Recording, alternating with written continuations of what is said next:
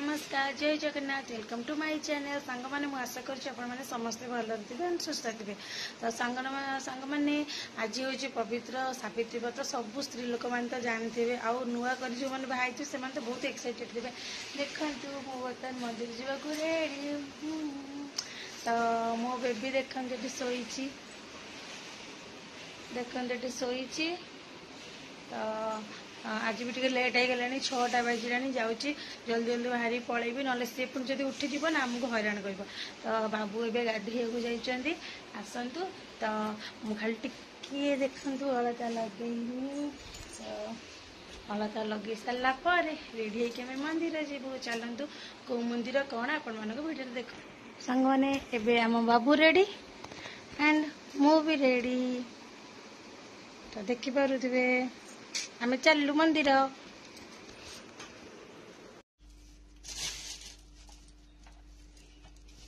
सांग मैंने ये मुझे भोग थाली सजाड़ी देती मंदिर को नापाई तो फास्ट जरी रखी पुणी जरी थाली काढ़ी पुणी जरी रखली एमती कन्फ्यूज होगी फाइनाली मु भोग थाली सजाड़ी देती तो सांग मैंने आपण मैंने तो जानी सावित्री व्रतर महत्व कौन तो सावित्री व्रत खास एमती नुह कि खाली पाट शाढ़ी सुना चूड़ी कि दामिका जिनस पिंधिले स्वामी मान उत्साह हम सेमती किसी ना सांग मैंने जब बापा घर खुशी शंखा दीपट आउ चूड़ी पी मैंने शंखा दीपट चूड़ी शाढ़ी जहाँ भी आसला तो आप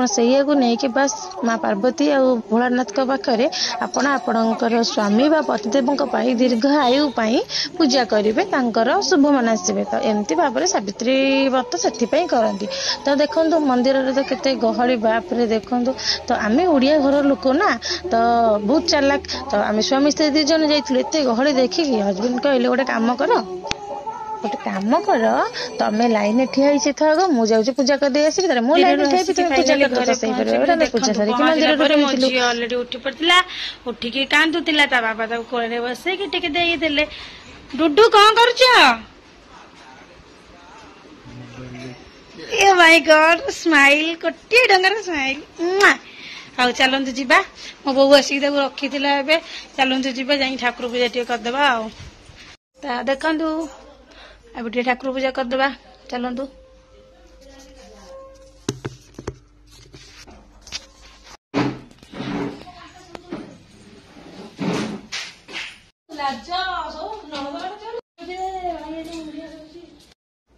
तापर ठाकुर पूजा कर देती आउ फास्ट वर्ष सावित्री रे भौणी मैंने केमती चिड़ौले से कथा मुझे मो भाउज को कहते तापर मो स्वामी को पूजा करने सब रेडी कर देती कहीं अलरेडी 9:45 हो गला से 10टार ऑफिस जीवे तब पूजा न कले मत 2टा जाए वेट करा पड़ो तो पूजा कर देती केमती कौन पूजा करुचे आपने देखूँ सर्ट वीडियो आप देखिए तो लंग देखूँ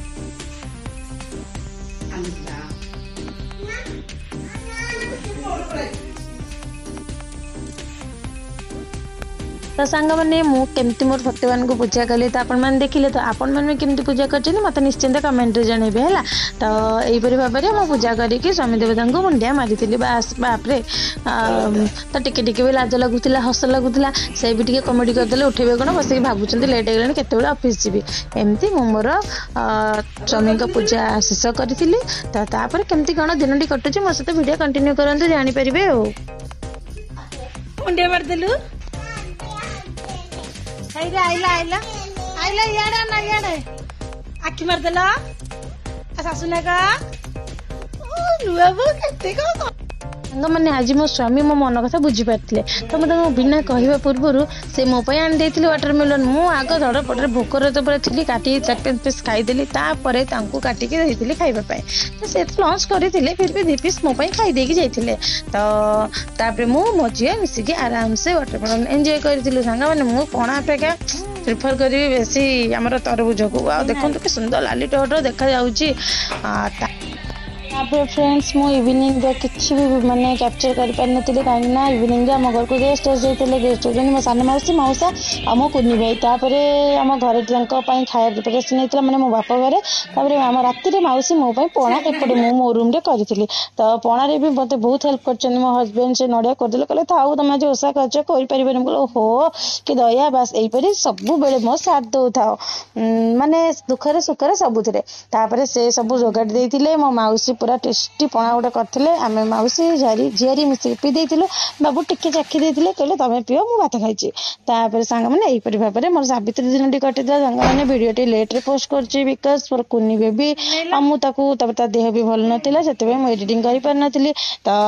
सांग मैंने प्लीज प्लीज रिक्वेस्ट कर मो चैनल जब नुआ थे मो चैनल को सब्सक्राइब करेंगे मो वीडियो को लाइक करेंगे बास सांग मैंने मोर यहीपरि भाव में सावित्री दिन टी कटी बेसी एंजॉय लगी मौसा मौसी आसिक पहुंच जाते सहित कुनी भाई तो आपण मैंने भी केमी सावित्री काटिले तो मत मेसेज रे जनइबे तो एतिक मो वीडियो टी को एंड करुँची रखुची जय जगन्नाथ ओम साई राम गुड नाइट।